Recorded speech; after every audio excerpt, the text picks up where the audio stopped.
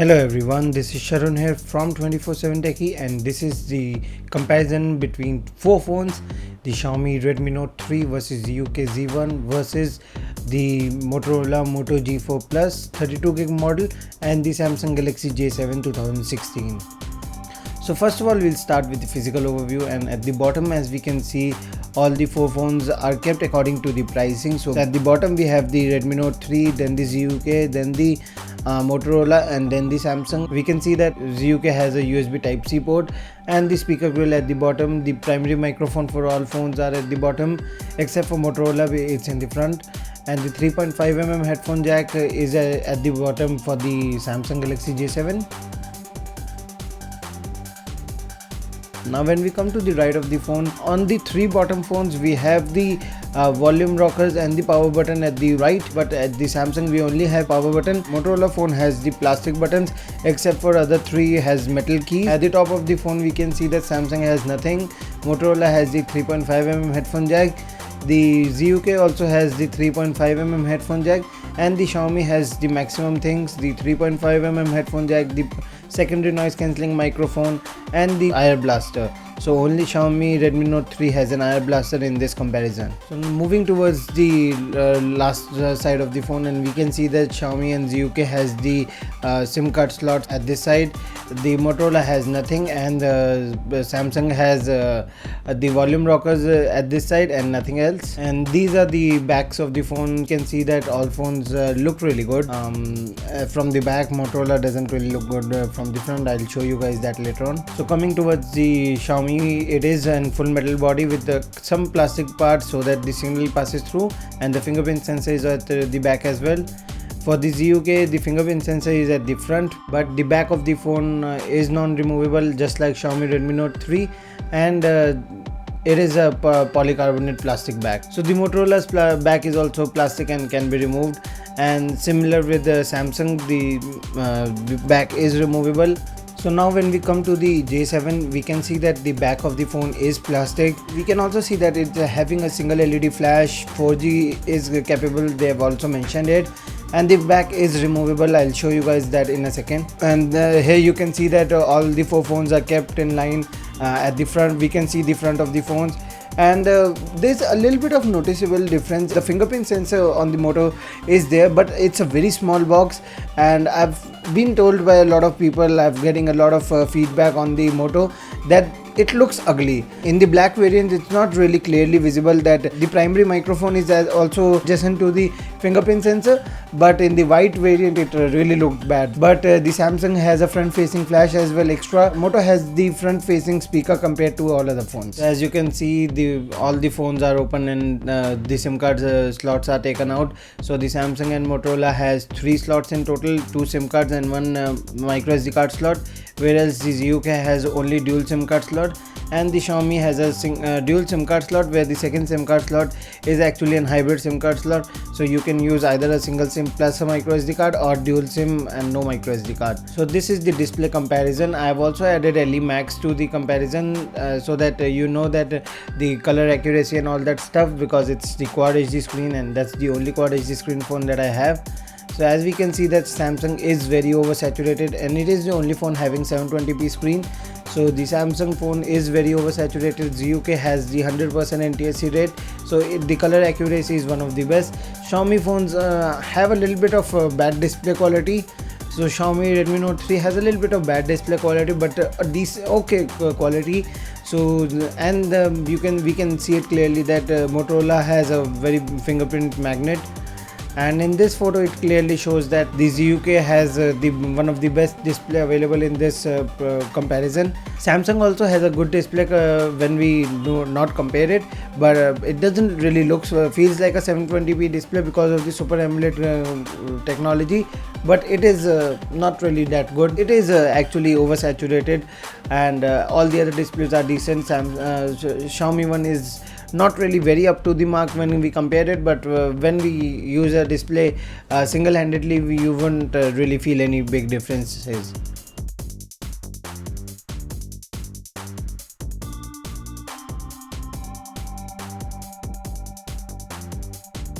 So guys, these are the camera samples of all the 4 phones. As you can see, I've clicked a lot of photos. I will be showing them. All 4 photos are side by side, so you can compare them easily. If you want more time, you can pause the video and compare the photos. They are non-compressed, nothing. All are directly put into the video and then rendered. But I can definitely tell you that according to me, the camera performance is sort of a tie between the Moto and the ZUK. A little bit of better performance of Moto, sometimes a little bit of better performance on the ZUK. But Samsung is struggling, Xiaomi is still struggling after so many updates, but ZUK and Motorola have done a very good job.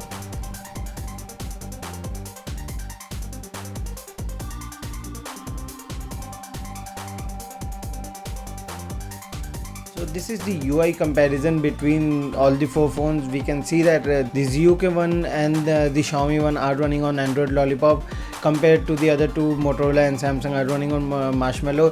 ZUK CM13 nightlies are available, but Cyanogen 13 update is just around the corner. That was the thing that company told us.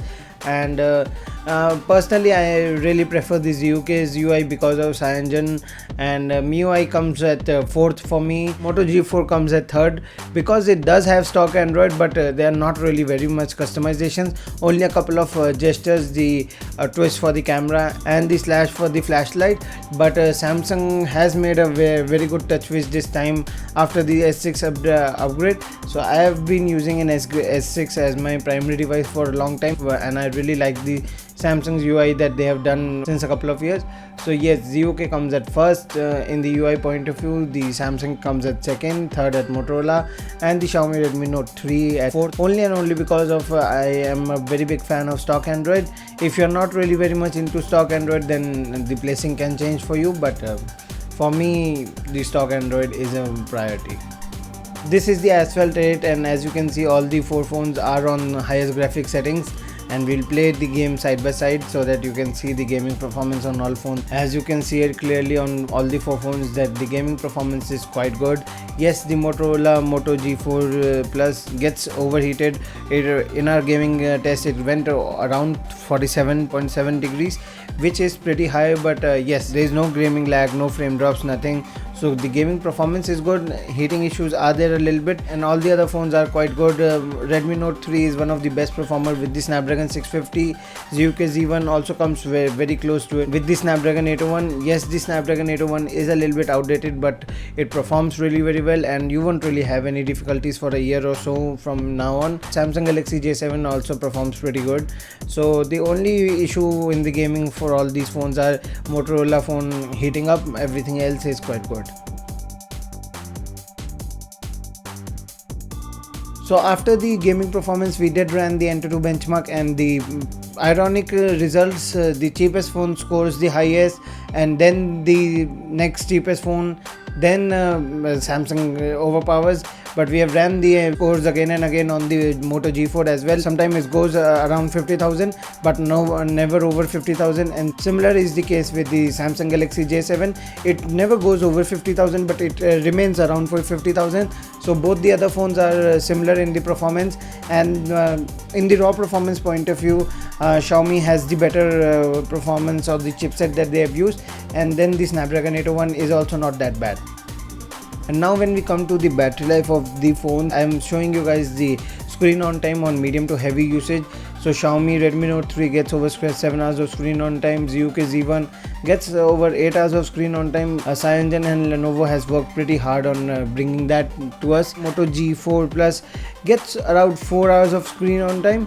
But the turbocharger, it is the only phone that supports turbocharger, Qualcomm Quick Charge for 3.0 or Motorola's turbocharge, so it gets charged up very quickly. So 4 hours of screen on time with that good of quick charging, that is acceptable. And the Samsung Galaxy J7 2016 also gets good amount of battery life with the 3300 mAh battery, 5 hours of screen on time. Samsung is the only phone in this lot which has a removable battery, if you're really interested into that in today's day and age. But yes, the 5 hours of screen on time is pretty decent. And now we'll come to the pro and cons of each and every phone. So as you can see, the Xiaomi Redmi Note 3 is one of the best battery life you can get.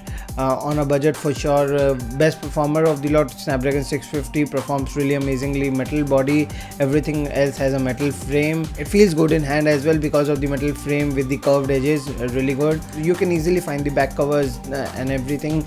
And price to performance ratio on this phone is the highest, 12,000 Indian rupees, and it is still comparing good with the 16,000 Samsung Galaxy J7. And in the cons, you can find that the MIUI is some people doesn't like the MIUI because of no stock Android feel, and display quality isn't really that great when we compare it with other mobiles. The camera is below average, yes, but it is pretty decent, and it's a perfect mobile for those who can sacrifice on the camera, because the performance point of view, this phone is amazing, and hopefully some development goes and CyanogenMobile can come for this, but not yet. And for the ZUK, it has a great battery life, a little bit better than Xiaomi's because of better optimization. Performance is also good, so Snapdragon 801, there's no issue, no heating issues as well. Unlimited customization, come on guys, it's CyanogenMobile, we do get unlimited customization, plus unlimited development from on the XDA forums, plus CM13 nightly is also available. Display quality is the best on the lot because of the color accuracy, 100% NTSC rate. And the back covers are available online but not yet available offline, hopefully very soon. In the cons point of view, a little bit outdated chipset for some people, they do have an issue with the 801. Bulky, yes, the phone does feels a little bit bulky sometimes when you are using it.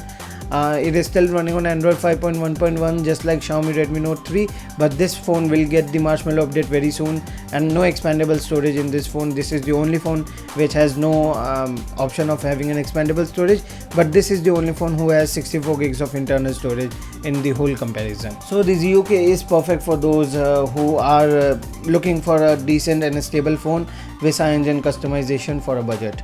And the Motorola Moto G4 Plus is a quite a decent phone. It feels best in hand, and running on Android Marshmallow, Moto gestures are a big positive. Good quality display for sure, and one of the best camera you can get in this comparison. In the low light it gets a little bit of extra point, but in the cons point of view, it gets heated up quite easily in the gaming. Design language is a little bit bad, not a lot of people are liking it. I've got a lot of reviews that it doesn't really looks good, and no customization on the Motorola. It's just like a Nexus device with a couple of Motorola features. So some will like it, some won't, so I really don't like it, so that's why it's a con for me. And the J7 has more of cons than pros. So pros are good gaming on a 720p display. I'll remind you that it's a 720p display again and again. There are no heating issues. The only phone with the removable battery. Front facing flash, only phone with a front facing flash, and a good battery life as well.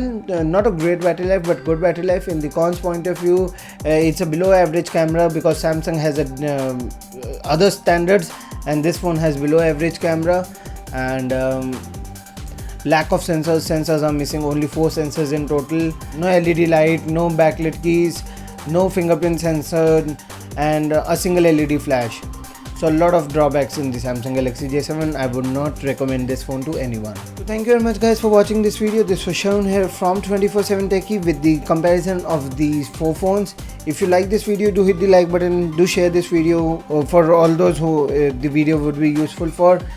Do subscribe to channel, it helps us a lot, and you will also not miss any of our great content. And if you guys have any questions, anything you would like to ask me, do ask me in the comments below. Contact me on Facebook, Twitter, anywhere. I'm always available for you.